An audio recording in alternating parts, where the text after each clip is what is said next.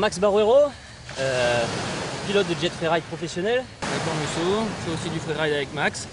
On se déplace sur le championnat du monde et le championnat de France dès qu'on peut dans le sud-ouest. Notre passion c'est le jet freeride et on partage notre activité professionnelle avec notre passion.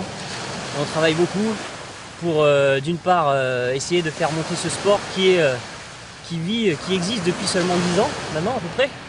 Je veux dire c'est les précurseurs du jet freeride, on remonte à 10 ans. Nous pratiquons le jet freeride et le jet freestyle. La différence entre les deux, le jet ski freestyle se pratique sur une eau qui est plate et le jet ski freeride se pratique sur une eau avec des vagues.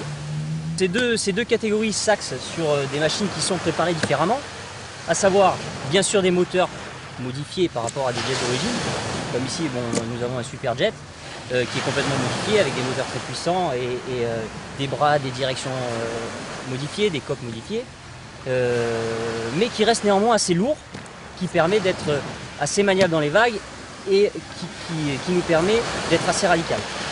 En freestyle, c'est une configuration qui est néanmoins ressemblante, mais différente en termes de poids.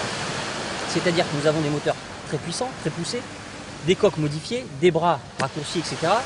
Mais avec des poids qui sont extrêmement diminués, qui nous permettent d'évoluer très rapidement et de prendre une amplitude supérieure, c'est-à-dire par rapport au jet freeride. Qu'est-ce qu'il faut au départ impérativement ? Déjà pas se lancer tout seul parce que les vagues, le jet freeride reste quand même un sport extrême. Un minimum d'équipement sur une machine, à savoir monter un petit peu la puissance du moteur en rajoutant un pot et quelques équipements fondamentaux pour la pratique de ce sport.